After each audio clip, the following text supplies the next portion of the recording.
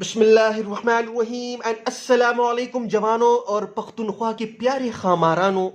In today's lecture we are going to understand a very important and a short topic, small topic, that is electric flux. Now what is electric flux? सबसे पहले मैं इसको define कर लेता हूं जवानों और उसके बाद हम इसकी डिटेल्स में जाएंगे. So electric flux is actually, आप इसको दो तरह से डिफाइन कर सकते हो. One, you can call it कि it is actually the number of electric field lines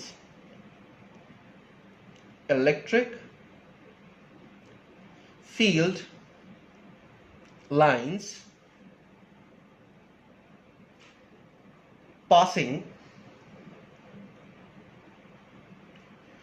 through an area. कौन सा area? Placed inside a electric field. Sorry, मैं मैग्नेटिक फील्ड कहने वाला था बिकॉज इसी तरह का टॉपिक एक मैग्नेटिक फील्ड के चैप्टर में भी है, दैट इज मैग्नेटिक फ्लक्स. बस सिर्फ इलेक्ट्रिक फील्ड को हटा के मैग्नेटिक कलर्स लगाना है. सो अगर आप ये टॉपिक समझ गए तो आप ऑटोमेटिकली वो भी समझ जाओगे. So number of electric field lines passing through an area placed inside a field. ठीक हुआ जवानों? अच्छा, अब हम क्या करेंगे जी, अब मैं इसका थोड़ा सा मैथमेटिकल डेफिनेशन कर देता हूं. और ठीक है जी, simple, that is even more simple, that is simple. The dot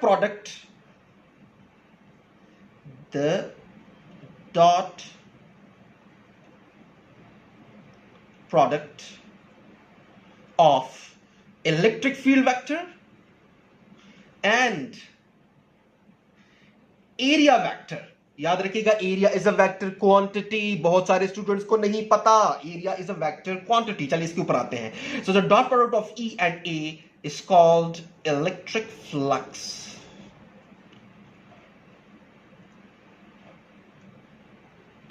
electric flux. ठीक है जवानों? अच्छा, now it is denoted by this letter called phi. इसे हम क्या कहते हैं? फाई. सो हम लिख सकते हैं कि phi is actually equal to the dot product of E and A. और डॉट प्रोडक्ट है, इसका मतलब यह है कि इन दोनों ने वेक्टर्स ही होना होगा. सो दो वेक्टर्स का जब आप प्रोडक्ट लेते हो सच दैट के रिजल्ट आपके पास क्या आ जाए? एक स्केलर क्वांटिटी, बिकॉज दरमियान में क्या है? डॉट है, यानी कि स्केलर प्रोडक्ट है. सो इसका मतलब यह है कि ऑटोमेटिकली आपके पास क्या हुआ? Electric flux is a scalar quantity.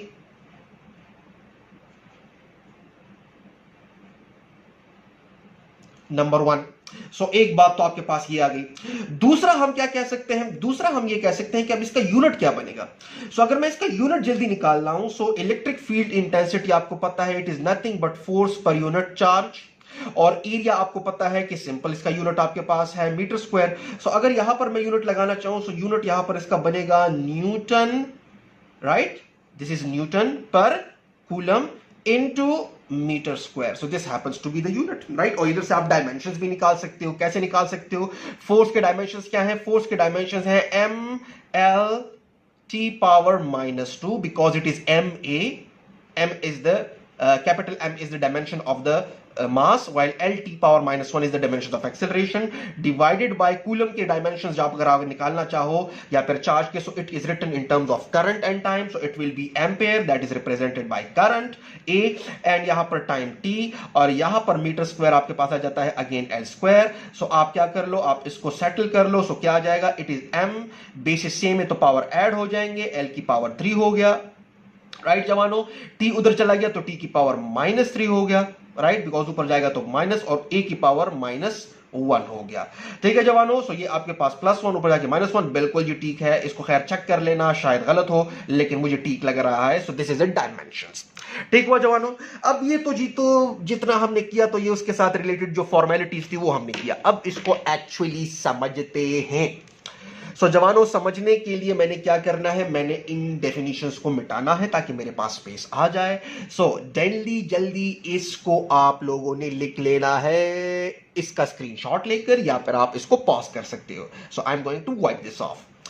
Now जवानों, किस्सा ये है कि अब जो मैंने यहां पर ये डायग्राम्स ड्रॉ की हुई हैं, अब इसको समझते हैं कि ये मैंने क्या किया हुआ है. अच्छा, अब जवानों किस्सा ऐसा है कि this is a positively charged plate, this is a negatively charged plate, and by the way ये जो फील्ड लाइंस अगर आप देख लो बिल्कुल पैरेलल है, इसको हम एक यूनिफॉर्म फील्ड कहते हैं। और ये यूनिफॉर्म फील्ड कैसे बनता है ये भी हम समझने आ रहे हैं आगे लेक्चर्स में, जब हम इंशाल्लाह से गॉसेस लॉ में जाएंगे, ठीक है जी। सो फिलहाल आपको पता होना चाहिए कि ये आपके पास एक पॉजिटिवली चार्ज प्लेट है और ये उस साइड पे एक नेगेटिवली चार्ज प्लेट है। And since you people know that the direction of the field is always from a positive to negative. So field lines अगर आप देख लो ब्लू से मैंने रिप्रेजेंट किया हुआ है उनको, वो डायरेक्ट कर रही है किधर, from positive to negative, right dear students. तो दरमियान में एक यूनिफॉर्म फील्ड है। यूनिफॉर्म फील्ड मींस कि कांस्टेंट डायरेक्शन और कांस्टेंट मैग्नीट्यूड। किसी भी पॉइंट पर आप यहां पर फील्ड की मैग्नीट्यूड को फाइंड आउट करो तो कांस्टेंट होगा, जो कि इंशाल्लाह से आगे के लेक्चर्स में हम इसे डिटेल से समझने जाएंगे। बल्कि आई शुड से कि इलेक्ट्रिक फील्ड लाइंस के ऊपर एक अलग से लेक्चर इंशाल्लाह से होगा, ठीक। अब हमने फ्लक्स को डिफाइन किया कि it is actually the dot product of E and A.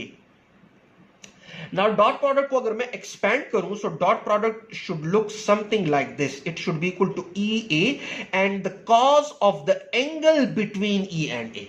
If you recall your second chapter of first year physics, that was on vectors and scalars, right? Or I should say vectors and equilibrium, जिसमें आपने dot product और scalar dot product और cross product पढ़ा था।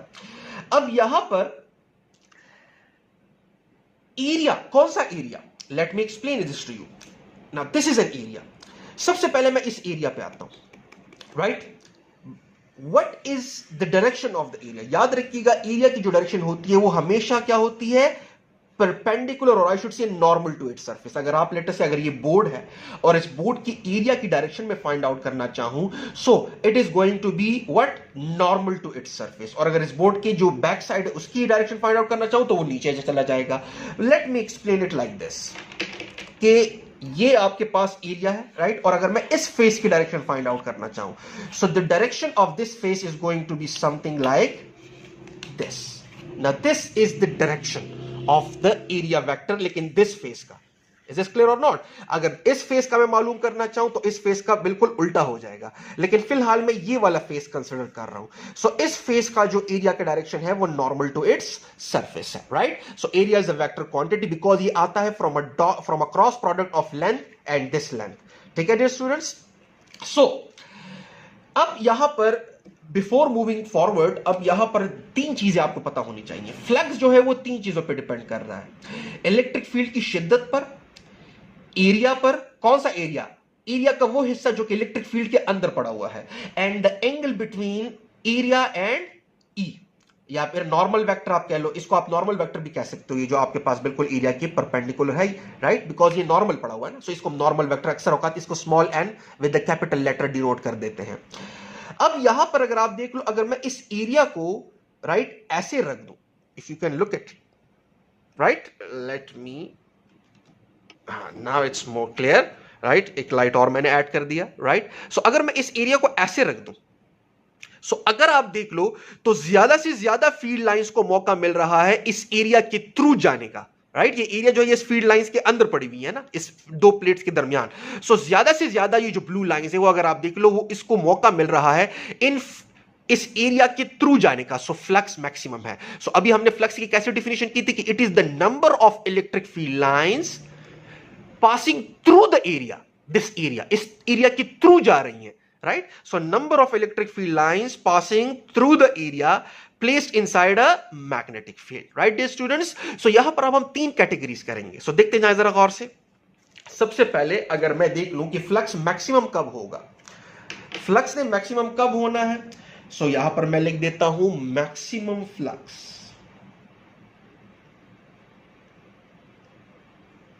So flux ने maximum तब होना है जब ई और ए के दरमियान एंगल क्या हो, zero. When angle between E and A is 0 degree, because cos की वैल्यू जो है वो 0 पे मैक्सिमम आती है। So the flux will be maximum when you put cos of 0 degree and cos of 0 degree happens to be equal to +1. So आपके पास जो रिजल्ट आ जाएगा that will be equal to only E and A. This happens to be a maximum flux. ठीक है जवानों? अच्छा जी, अब यहां पर अगर मैं देखूं सो अगर मैं इसी एरिया को थोड़ा सा टिल्ट कर दूं like this, right, like this, अब अगर आप देख लो, right, now now if you can see, ठीक है, आपके पास अब उतनी लाइंस जो हैं वो इस एरिया के थ्रू नहीं जा रही जितनी पहले हुआ करती थी। अगर आप इस ऊपरी वाली लाइन को देख लो, दिस वन, राइट, तो ये अब जो है ये उस एरिया के थ्रू नहीं जा रहा, राइट डियर स्टूडेंट्स। और अगर आप इस नीचे वाली लाइन को देख लो तो ये भी अब उस एरिया के थ्रू नहीं जा रहा, दिस वन, इसकी तरफ में पॉइंट हो रहा। और मजीद अगर मैं इसको ऐसे कर लूं, बिल्कुल like this, right, let me do it over here, right.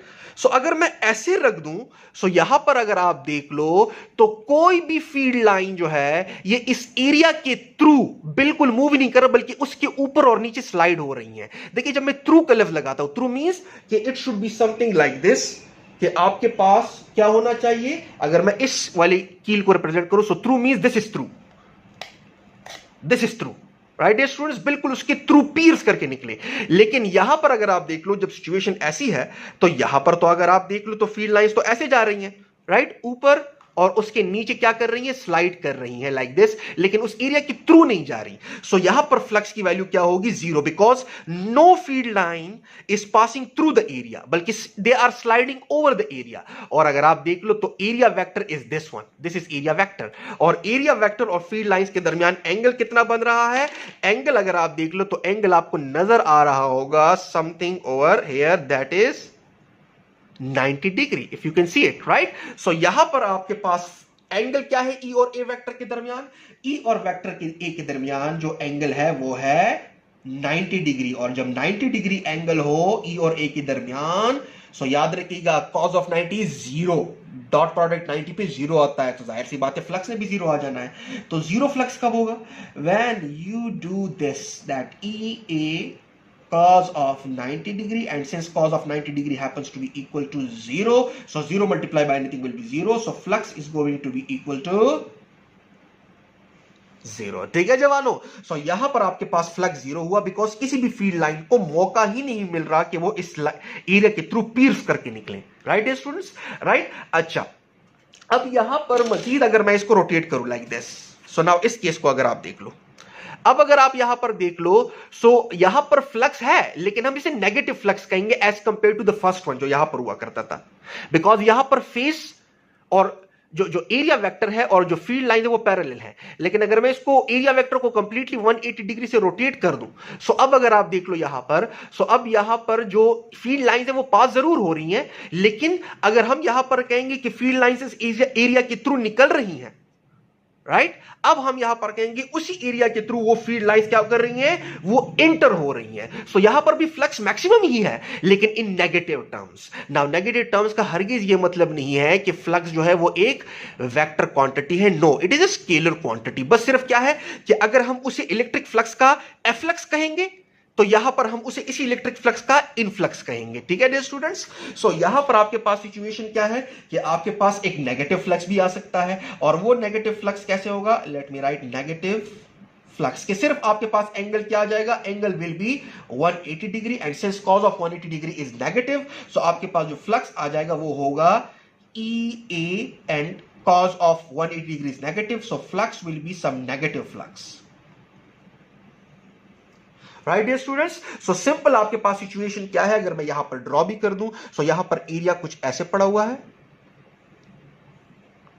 Right, and the area vector is like this, so E और ए वेक्टर जो है वो पैरेलल है, राइट। अच्छा, यहां पर अगर आप देख लो तो एरिया ऐसे पड़ा हुआ था, right, and this was the direction of the area vector, so आपके पास एंगल कितना बनता है 90 डिग्री, और यहां पर किसी भी एंगल से पड़ा हो सकता है लाइक दिस, राइट। अगर आप देख लो तो इस तरह भी हो सकता है, राइट, 180 डिग्री पे भी हो सकता है। अगर मैं इसको बिल्कुल 180 डिग्री पे रिफ्लेक्ट कर दूं तो आपके पास ये ऐसे हो जाएगा, तो नेगेटिव फ्लक्स आ जाएगा, राइट। तो किसी भी आर्बिट्रेरी एंगल पर, for example if I can place it over here like this, right, if you can see it, so किसी भी आर्बिट्रेरी एंगल पर आप क्या करोगे, ये जनरल फार्मूला इस्तेमाल करोगे, ठीक है डियर स्टूडेंट्स। सो यहां पर हमें क्या पता चला कि फ्लक्स जो है वो 3 फैक्टर्स पे डिपेंड करता है। नंबर 1 कि फील्ड की शिद्दत कितनी है, फॉर एग्जांपल अगर मैं यहां पर एरिया वेक्टर को एज इट इज कंसिडर करूं, लेकिन मैं यहां पर पॉजिटिव जो है वो ज्यादा कर दूं, और यहां पर नेगेटिव ज्यादा कर दूं, सो आप देखोगे कि यहां पर पॉजिटिव पोटेंशियल ज्यादा हुआ, नेगेटिव पोटेंशियल, तो फील्ड लाइंस जो है वो ज्यादा हो जाएंगी। इसका मतलब है कि दरमियान में इलेक्ट्रिक फील्ड की शिद्दत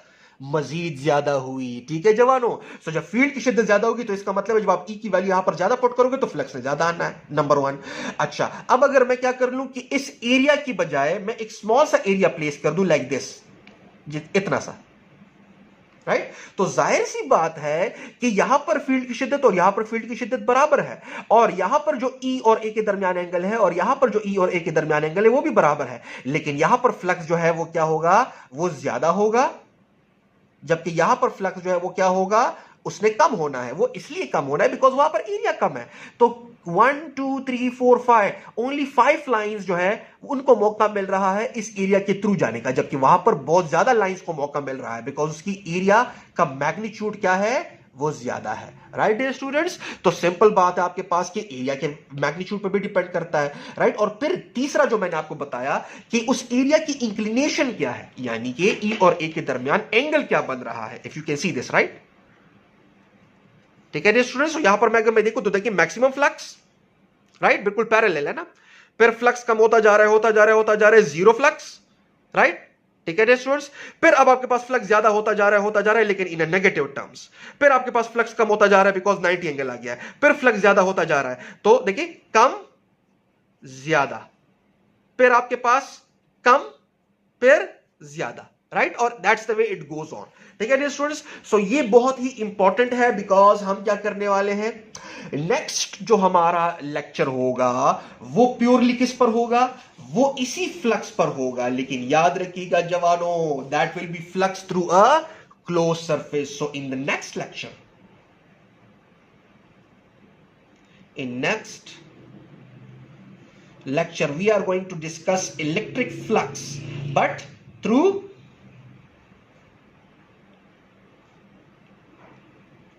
closed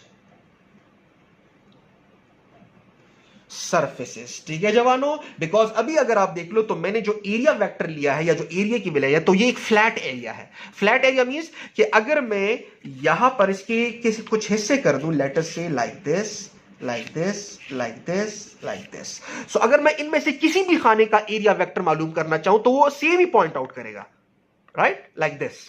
ठीक है जवानों, सो यहां पर this is called a flat area. Flat area means कि एरिया वेक्टर जो है उसकी इंक्लिनेशन चेंज ना हो। राइट डियर स्टूडेंट्स, किसी भी पॉइंट पर, यहां पर किसी भी पॉइंट पर एरिया वेक्टर की डायरेक्शन जो है वो चेंज नहीं हो रही, सारों की एरिया की डायरेक्शन इस तरह से है। राइट डियर स्टूडेंट्स, राइट, लेकिन अब अगर मैं इसको थोड़ा सा कर्व कर दूं, बिकॉज क्लोज सर्फेसेस ने कर्व होना है किसी ना किसी पॉइंट पर लाइक दिस, तो क्या अब इसी एरिया पर हर एक इन पॉइंट पर एरिया की डायरेक्शन सेम है? नो, यहां पर अगर मैं एरिया की डायरेक्शन फाइंड आउट करना चाहूं तो वो कुछ इस तरह से आ जाएगा, if you can see this. Right, so आपके पास अब एरिया की डायरेक्शंस जो है वो सेम नहीं रही, और यही चीज हम डिस्कस करने वाले हैं in the next lecture in the form of a law, जिसे हम कहेंगे very important law, that is called Gauss's law. ठीक है जवानों, सो दिस जवानों, आज के लेक्चर में हमने इलेक्ट्रिक फ्लक्स को डिस्कस किया और आई बिलीव कि आपको समझ आ गया होगा। सो जवानों और खामारानों, अपना बहुत ख्याल रखिएगा, मिलते हैं नेक्स्ट लेक्चर में, तब तक के लिए अस्सलाम वालेकुम।